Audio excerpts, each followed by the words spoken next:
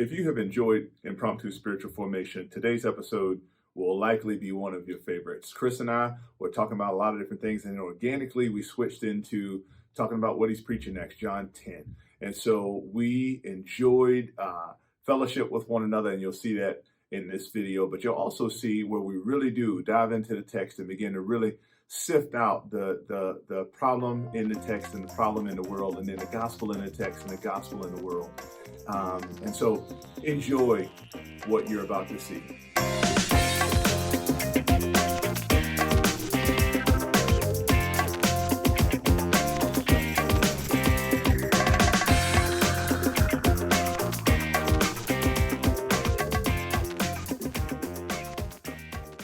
I am in here, man, in the throes of John chapter 10.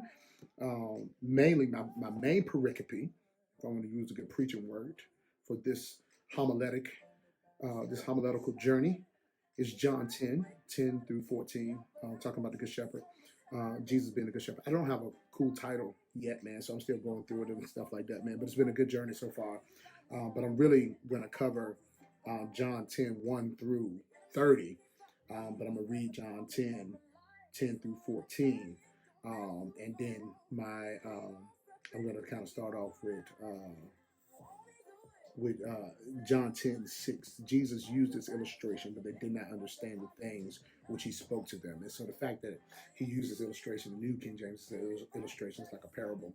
And so in this illustration, he has three characters that is represented throughout this thing. You have the thief or robber, the enemy, which then comes up John 10:10. So you have the thief / the enemy. You have the hireling, which runs when the wolf comes, and just is only there for their own benefit. Then you have the shepherd, which is figuratively Jesus. And then if I want to add the fourth character, the sheep, which is us. And so I'm kind of looking at that, setting that illustration with these characters.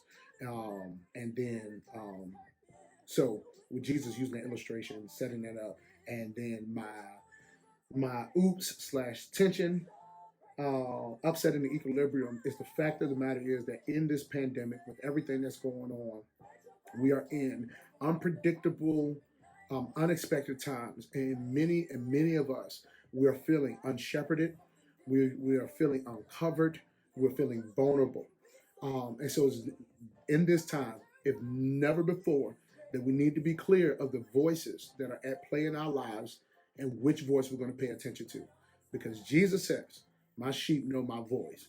And so you're going to have voices of hirelings, you can have voices of the enemy, you have voices of the shepherd. How do we get to the voice of the shepherd? And so then my analyzing that tension is really looking at how the characteristics of the hireling, which he gives in John, of the enemy. The enemy comes to steal, kill, and destroy. He's a thief. And when things are down, when someone's not looking, is when he's looking to take advantage of someone. But then the hireling, verses 12 and 13, runs when the wolf comes. And so they're not faithful, they're not consistent, they're only there for themselves, they don't really care about the sheep. But then the good shepherd, I love the parallel in verse 11 and verse 14. The good shepherd gives his life for the sheep. He lays down his own life. My sheep know me and I know them. And so then I'm looking at the benefits of being in his fold. And I got to remember to quote Psalm 100. That's our family text this year. Like, we are the sheep of his pasture. And I'll close with Psalm 23. So that's just a briefing of where I am in my sermon prep for today, bro. Amazing. Absolutely amazing. Vance McDonald, the dude that's the Steeler that I was telling you about, his ministry is going to be called Hidden Meadow, based upon Psalm 23, partially because on the property he bought, there is a hidden meadow.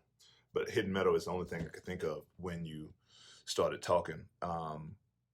One of my thoughts as you think through that thief and voices part is the recognition that some people during this time, I just posted this on Facebook, I actually just did a video, I'm editing it right now to put on Instagram, that people will think that the shepherd's voice is their pastor's voice, and somehow putting in the analyzing the tension being, hey, not that you can't listen to your pastor, that you should, that's great, but understand that there is one good shepherd. So even if you can listen to your pastor, what you can listen to is still only coming from the good shepherd, whom you can hear from at home. And so the biblical responsibility, the biblical mandate for you, particularly in this time of pandemic, while you're at home, it is awesome that you can watch pastors online. But I hope that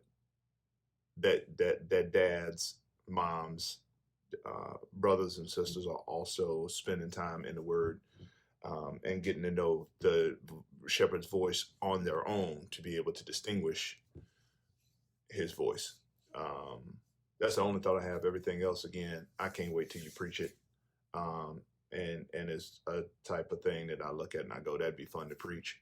Yo, bro. Yeah, man. I appreciate even, what I'm saying, that thought. I think I agree with that, man. I think that my hope is to point people to that, I think it makes it clear that the good shepherd gives his life, like lays down his life for the sheep. And that was like the biggest distinguisher. One tries to take your life, one does not value your life, and one gives his life that you might be able to live. And that was one of the distinguishing things that I saw. Like one tries to take it, one doesn't value it, and the other one actually will give his life for you. Like he lays down his life. And I think the model of the good shepherd Jesus is what we should be able to take as pastors to be able to model that, but we cannot replace that. This is almost like, replacement theology, when people say, we're the new Israel. No, you're not. You're engrafted in. Like, so we don't do replacement theology. We don't replace the shepherd. Like, he is the good shepherd. This is one of his I ams. Like, nobody stands up and feel free with saying, I am the resurrection and the life. No, you're not the resurrection and life. You benefit from the resurrection. You know what I mean? You are not divine. You know what I'm saying? So in all of those things, I think that's my hope is, I want to clearly articulate, that we need Jesus to show up in these times because Pastor Chris can't heal you. Pastor Chris can give you hope to look at the healer. You know what I'm saying? Or whoever the pastor's name is, just kind of saying that. So yeah, man. So I appreciate that ecclesial thought. You know what I'm saying? Because it really is an ecclesial thought.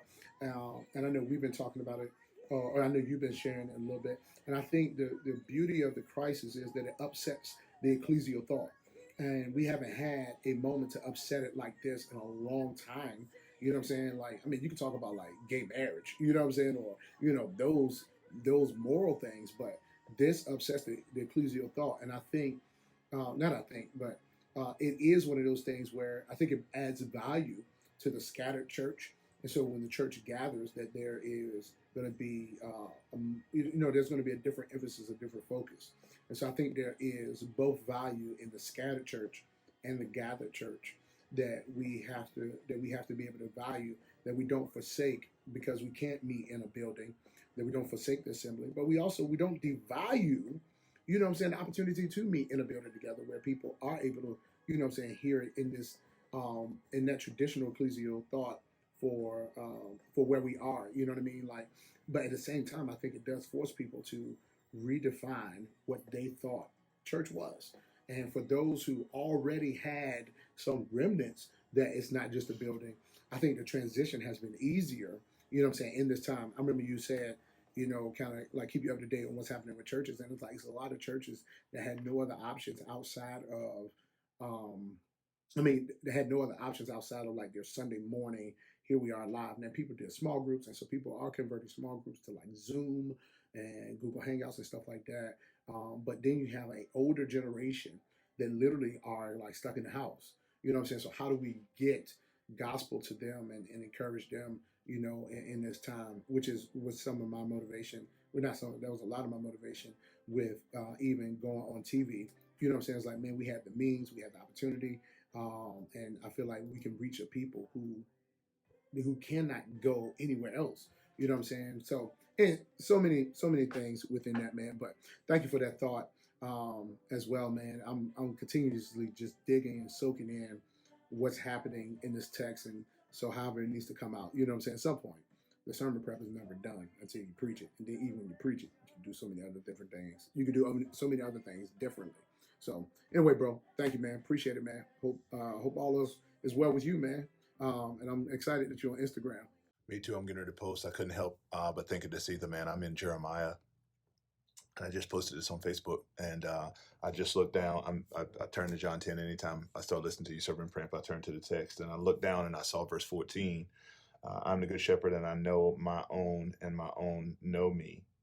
Um, and I just thought of Jeremiah 31, where he says there will come a time, and after that time, no man will no longer ask his neighbor, because they all will come to know me. And I just thought about, again, not that you have to put that in the sermon, but I just thought about that truth, that um, the shepherd giving himself for the sheep is also that the sheep come to know him. Like, that's it. That's the goal. It ain't nothing but that.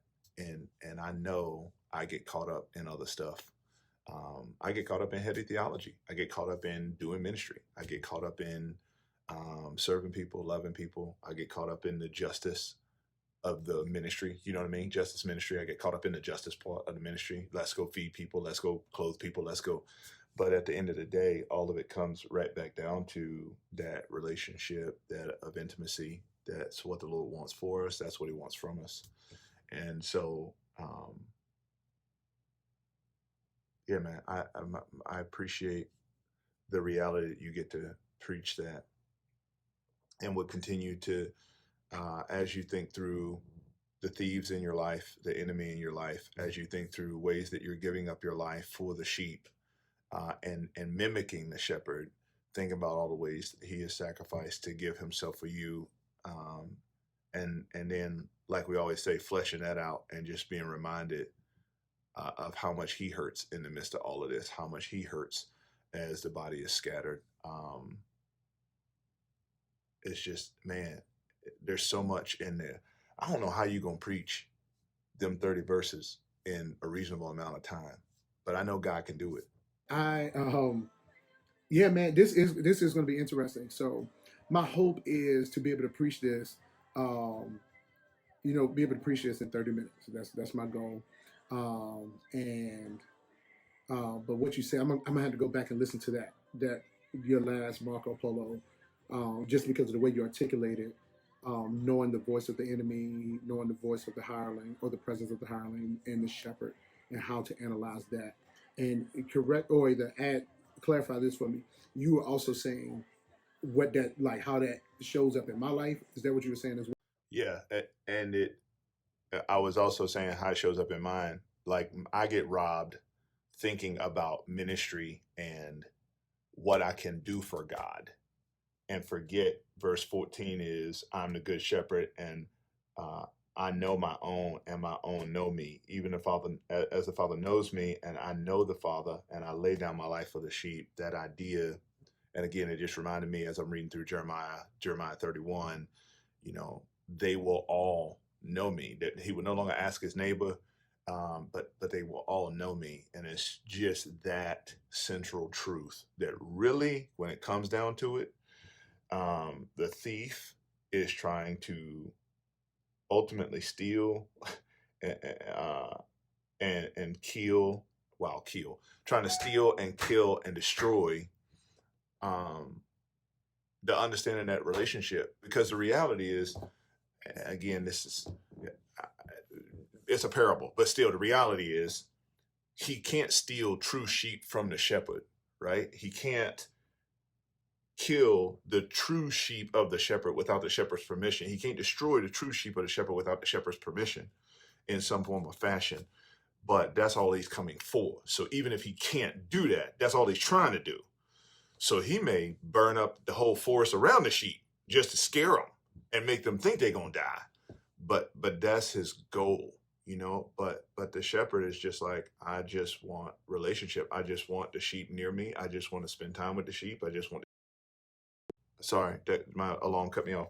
The sheep know him, and he knows them. But I know my own. Just rocked me when I saw it in the text, because again, I'm in Jeremiah, and as I've been preaching recently, that 29 text, man, if you don't know verse 10, if you don't know that he had just said 70 years of captivity, man, 11 through 13 is not near as impactful, in my opinion, as when he had just said, yo, I'm about to basically beat the mess out of y'all. I'm about to spank you as hard as I can, but I know the thoughts that I think towards you. That relationship is the meat of the of the relationship with God is the meat. See, Pope, this is what's gonna mess me up from not being able to preach it one time, like in one setting, because you adding stuff. Why you adding stuff that's pricking you? Yes, that is good. That is in the text. Yes, great revelation. Oh man. But yes, that is so good, man. I think that is the essence of it. And for my word, for me this year, being shepherded is that intimacy, is that just that relationship that he wants to be there. Like that verse 14 is powerful. So looking at verse 11 and verse 14, like I am known, like I know my sheep and am known by my own. Is so good. And my prayer actually, even before this, like just even with my kids, is Lord, I'm grateful to be known by you and to know you. It's like that whole thing. And we've heard it, in old church colloquialisms. But to be known by Him and to know Him is truly the blessing, man. And Psalm 100 is our family text this year. I'm supposed to be helping the kids memorize that scripture, but as I mentioned earlier, and so just that's the joy. So what I'm trying to do, and maybe you might be able to help me with this, man. I'm doing the homiletical plot, but I don't have my alliterations down yet, as well. So with that piece, if I'm looking at my first, like when I'm analyzing the tension of first the upset and equilibrium, basically the trouble in the world is where people feel unprotected in unpredictable times, right? We feel unprotected in unpredictable times, right? That's kind of like that. And I'm gonna tease that out a little bit more. And so ultimately, I'm leading people to the thought of when you feel unshepherded, what is the truth and what's happening. And so then I go into that tension of looking at the enemy and the thief. John 10, the thief does not come except to steal, kill, and destroy, right? And just that, wow, that's big, right? Comes to steal, kill, and destroy. So getting into that. Then looking at the hireling. The hireling flees when the wolf comes. Like that was the thing. And it's just like, a lot of people, while we're talking about the people that's responding in such a way of doing church online, if I'm looking at if I'm looking at us modeling what the shepherd modeled for us, like, you got a lot of people responding like, man, we got to rise up, preach the gospel harder and go harder. You got a lot of people, man, that's bunkering down, that's getting scared, or, what I'm saying, that's feeding into the panic, and those are the hirelings. But the hirelings in the text is more so talking about like the Pharisees. So if I'm looking at the enemy and the hireling, as I'm looking at them as the bad examples almost, and then I'm coming to my aha, like this is the clue to the resolution, is the backside of John 10 and John 11 and John 10, 11, 14. So it's like, but I have come to give life and life more abundantly. And then I am the good shepherd. That's verse 11. And I know you're reading it. And then in verse 14, I'm the good shepherd. So that's the aha. That's the clue to the resolution to do what? Like, I mean, I know to experience the gospel, but this is me still trying to tap into my title and also tapping into my points. Like, I see the contrast. I see the aha that gets us out of fall into the deception and the fire around the sheep that will cause us to have the disbelief that the shepherd has left us or that we're uncovered.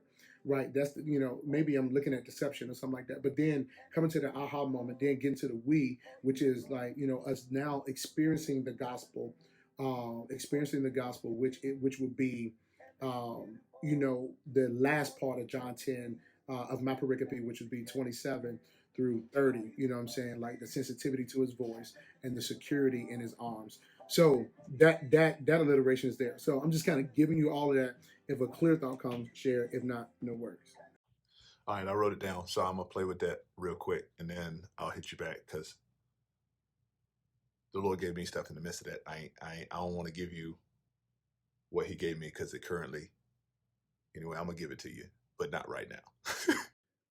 How you gonna say that? I'm gonna give it to you, but not right now. Oh, so what do you mean? Like you don't want to add because you got a whole nother sermon, and so you're trying to just clarify mine. Like, Pope, in the midst of all this pandemic, man, you treat me wrong. You treat me wrong. Well, if I'm gonna be honest, man, you got 3 messages in that one. Well, help me see my 3 messages then. Thank you, appreciate it. Yeah, you got 3 messages in that message because you stop. Hold on, stop. I'm gonna do this bit by bit because I'm trying to trying to try to write it down as it's coming. But so the first thing I see is the characters, okay, which you talked about. Then I see the care, which we just talked about, verses 14 through 18. The care is so you see the characters, you identify who they are. The care is how each character cares for the sheep.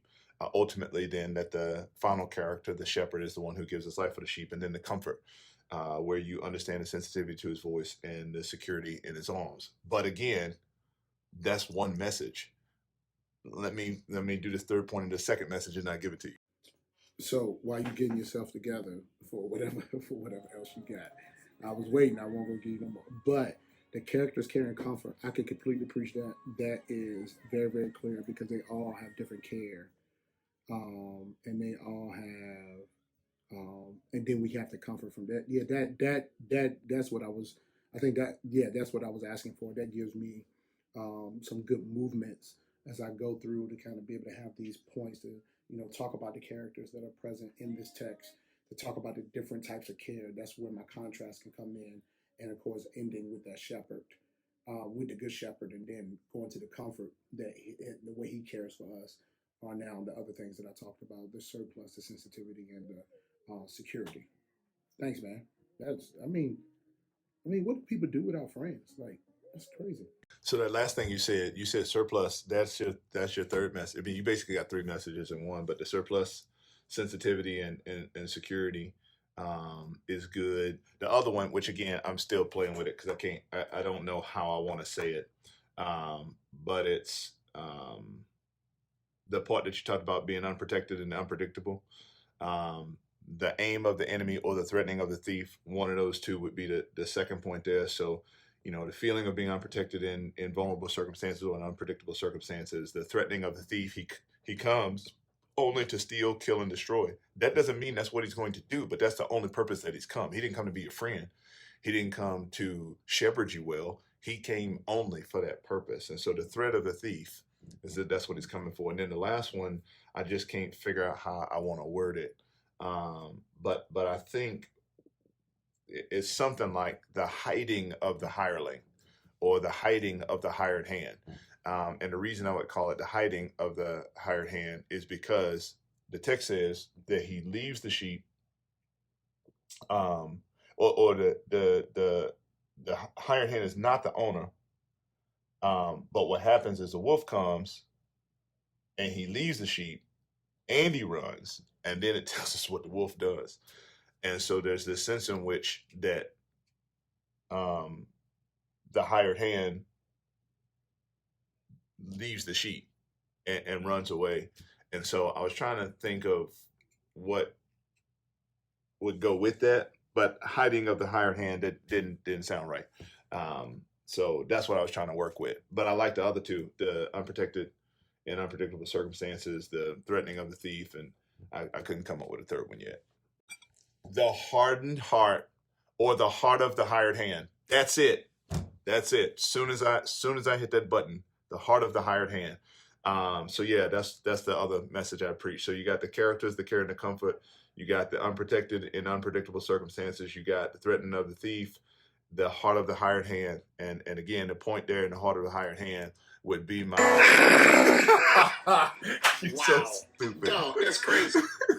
The heart of the hired hand would be how the way I would end the message. The heart of the hired hand is, in the midst of all of this pandemic and everything else, the heart of the hired hand is to leave the sheep, to scatter the sheep, to run away, to not give you pastoral care, to not engage you, to not try to figure out another way to be present and active and assembling. But the heart of the shepherd would be the way that I would end that one. Just the contrast, as you talked about, between the heart of the hired hand and the heart of the shepherd. And so, anyway, there you go.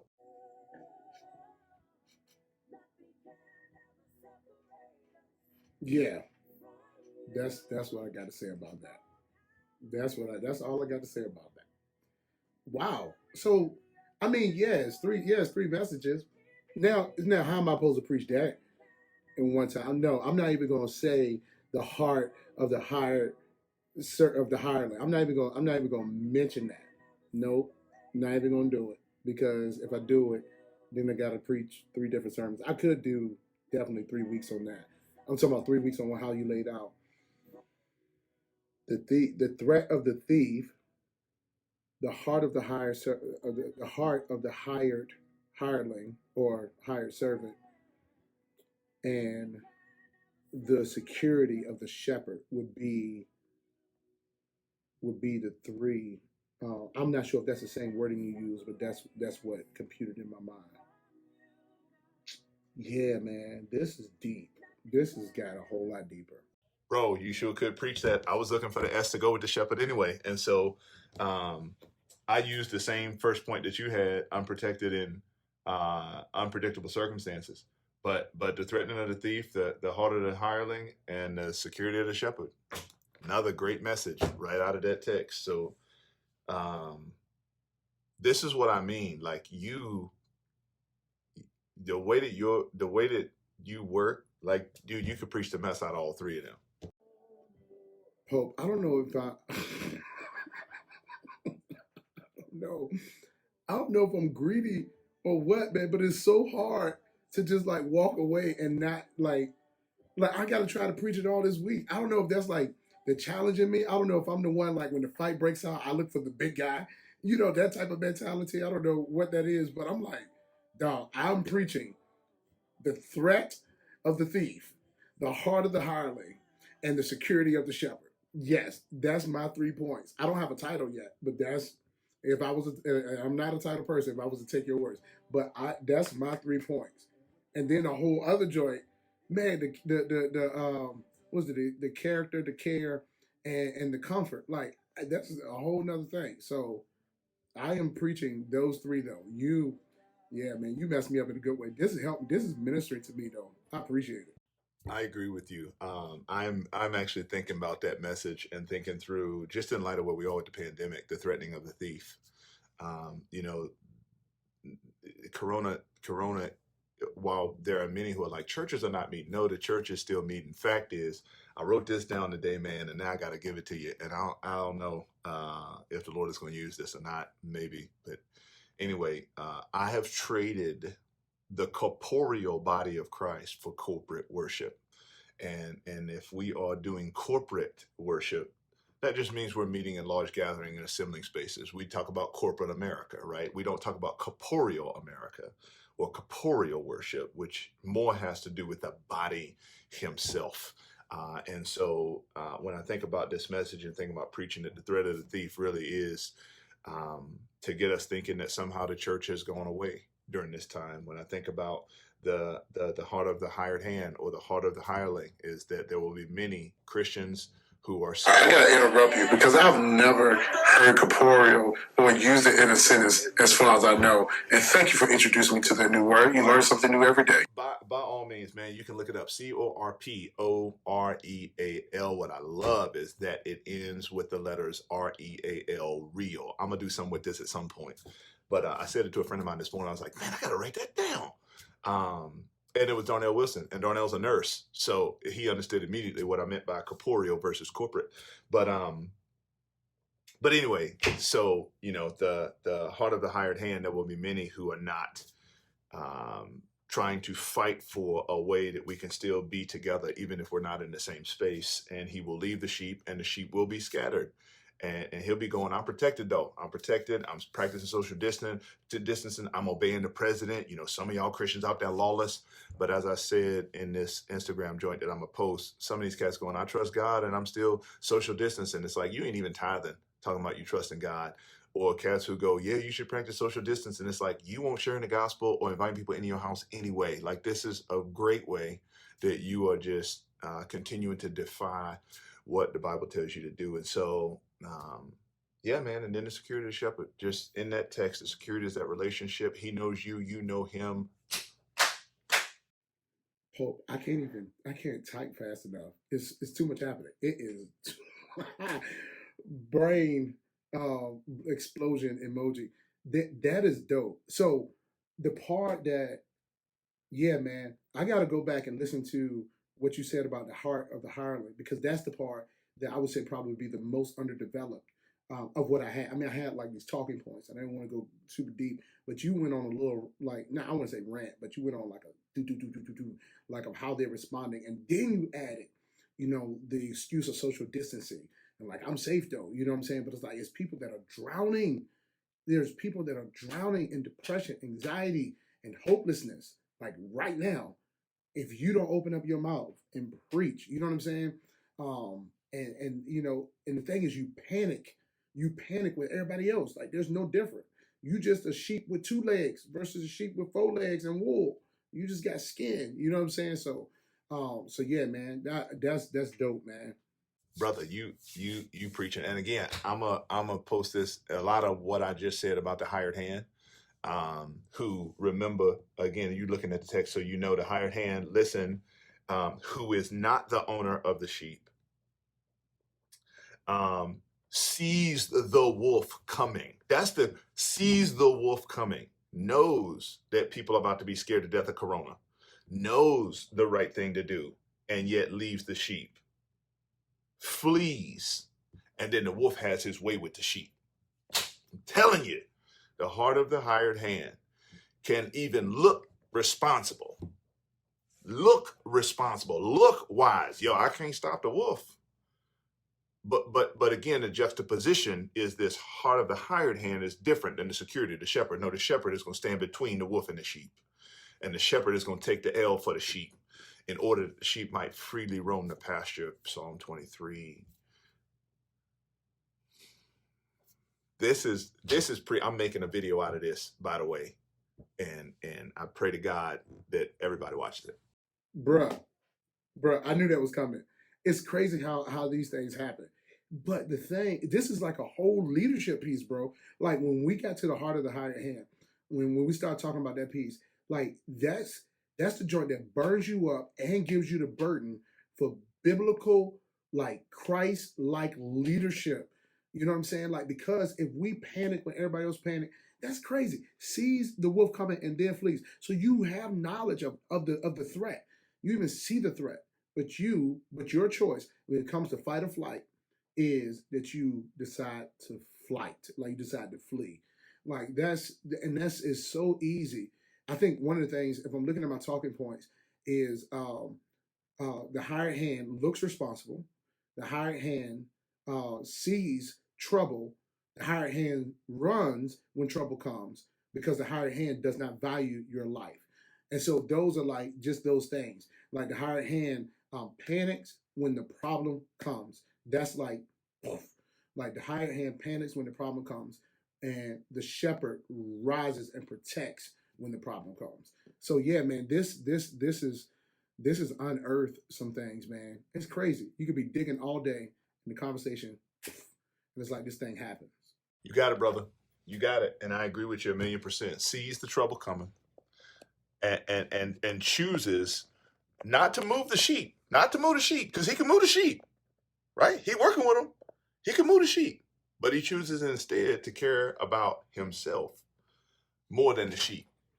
And he cares about his stuff more than the sheep. And there are going to be some pastors out there that they're not preaching going to online because that's the best way to care for the sheep. They go on the online because they know that they still supposed to be preaching, and they don't want to miss a paycheck. And so the diagnosis, as you said, may be the same, but the prognosis has to be different. And that just has resonated with me, man. I said it 3 or 4 times in the last message I preached. And again, to draw back on your sermon before, for the hired hand, his heart diagnoses the problem. But again, his prognosis is, I'm out of here. I'm leaving. I'm not taking care of the sheep. I'm about to take care of number one. I'm about to take care of me. So again, man, and 13, he flees precisely because he's a hired hand and he's not concerned about the sheep. And so crises like this really do let you know, man, I actually had the thought, maybe the message is called Know the Difference, only because that's really what you're preaching about. When you talk about the characters, the care and the comfort, or if you're preaching the threat of the thief, the heart of the hireling, and the security of the shepherd, know the difference. Know whether or not you're interacting with a sheep, with a shepherd or a hired hand. know whether you're interacting with a shepherd or you're interacting with a thief, because the thief only comes for one reason. You got to know the difference. The hired hand is not, doesn't have your best interest in mind. They're not concerned about you. Know the difference. And that, my friend, is what I call sermon preparation. I think right there, know the difference. I think that is dope. You know what? If that is the type, I know I just typed that because I think that is the heart. Like that's what I was getting to, and it is to get people to that place of experiencing the security of the shepherd, experiencing the benefit, like the benefit of the security of the shepherd. And I want to get people to that place. So I think analyzing the tension of the threat of the thief, the heart of the hired hand, is going to beg for a solution. And that solution is the good shepherd. So that's why Jesus said it. I feel like now, properly analyzing the threat of the thief and the heart of the hired hand would, I mean, now that really helps us, I guess you say, cling to the depth of why Jesus made this one of his I ams, in the book of John. Like why this, like I am the good shepherd. Like don't get it confused. I am the door and I am the shepherd. Like he gives like two big things here. But I am the good shepherd. And he stays on this point for a good chunk of time.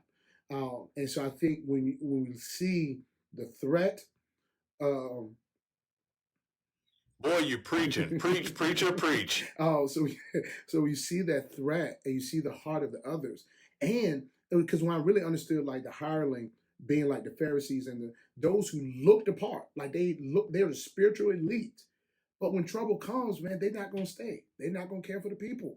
I think, man, that and so he's saying, look, I'm different. I'm different, and I'm gonna be here, and I'm not gonna let anybody snatch you out my hand, even when the wolf comes. Like, you know what I'm saying? So it's to that, man. And so now when you think about David and what he does in the Old Testament, fighting the lion and the bear, for the sake of the sheep, it really was such a personification or a picture, a prophetic picture of what the Good Shepherd does. So yeah, man, I even think, so on one side, I'll pause there. I think if there is a part two, now at this point, I might now backdate and I might preach Psalm 23 next week. You know what I'm saying? Because I might stay in that security piece, the security of the shepherd, and then kind of go into the Psalm 23 piece next week. I was going to preach something else, but this thing might have just switched versus trying to squeeze it in. Now, what I could get out of Psalm 23 with this as the backdrop and having 2 solid weeks of people understanding the Lord is my shepherd. So it's almost like a mini series, like the Lord is my shepherd. And so it's like part one, know the difference. You know what I'm saying? Then part two, could be something else, which we'll probably be back on again, breaking down that. But I think those things are there and especially needed in this time as well. Like I think it's timely for us to know that He's our shepherd. As well, because all these other voices, man, like the newscast, the president, the government, you know what I'm saying, disease control, CDC. More people know what CDC means now than ever before. You know what I'm saying? More people that went to Virginia Health Department or either whatever their local health department website ever more than ever before. You know what I'm saying? News ratings probably going out the wazoo. Like somebody making money right now. You know what I'm saying? But they don't value our life. They're doing it at their own benefit. Like you said, some people only went online not because they really cared and had a burden for the gospel, like what Paul says, like what comes upon me daily, that somebody does not stumble. And I do not burn with righteous indignation. That's not everybody's burden. You know what I mean? I even, you know what I'm saying, like, yeah, everybody's going to take a financial hit in different ways. But man, my thought, man, went to people in isolation. You know what I'm saying? If they got deep, dark parts of their soul that they're going to have to explore in this time, whether it be depression, anxiety, you know what I'm saying, fear of being alone, or either just fear and panic and terror, or either even if it's maladaptive behaviors, man, that people are going to have to fight against. Like, man, that's why we got to be active to be able to flood people's timelines and, news feed and YouTube and stuff like that, man, with good biblical content. And it's not just so we can get ratings, man. Like nobody's gonna pay me more for doing more hours. That's not the case. No, it's really, man. We got sheep out that joint, man, and they miss the gathering and the assembly together. And that has to be, when you move from the heart of the hired hand to the security or either the heart of the good shepherd, man, it will drive us to be sacrificial as second nature. You know what I'm saying? So I can't panic when everything happens. It's like, what if somebody comes up to the car accident that you got in and they see what's happening and they're like, oh my God, you're going to die. I don't need you to come and give me the same diagnosis and prognosis that I had already. You're the professional. You're the first responder. You're supposed to have a level of calm. You're supposed to be able to come into this jacked up situation and bring a level of peace. So anyway, soap bag. But I think part two, I'm probably going to preach Psalm 23. I'll pray on it. But if I had to choose a part two right now, I would completely go on Psalm 23. I'm a huge fan. I'm a huge fan. And if you end up doing that again, by God's grace and according to his will, if he allows me to see next week, I'd love to chop that one through with you as well, because there's a whole lot there in Psalm 23. But you got a message, homie, several actually. And man, even just listening to you preach it on here, it's a word from God that I think is prophetically paralleling where we are. And so proclaim it with power, with conviction. And I am certain that the Holy Spirit will bring understanding to those who are listening. He brought understanding to me. I'm convicted because it's easy for me to condemn those other hired hands. But I'm asking myself right now, where am I a hired hand? Or what areas of my life am I seeing the trouble coming? And I'm choosing to close my eyes to it and run instead of engage the good shepherd. Right? Even though I'm working with the sheep, I'm really a sheep, and where am I saying shepherd? I need help. So yeah, this is good stuff. I hope that really was an encouragement to you, a blessing to you, and ministers to you. And I hope that you saw how we, again, from within the text, go heavenward and really hear from God what he wants us to communicate to the audience, but then more importantly, what he wants to communicate to us, that we might be the work and not just do it. You've heard me say it before, and I'll say it at the end of every episode. We hope that this is an encouragement to you. We hope that you can use it as you're a proclaimer of the gospel, as you listen to others proclaim the gospel. As always, chew up the meat, spit out the bones. We'll see you next time.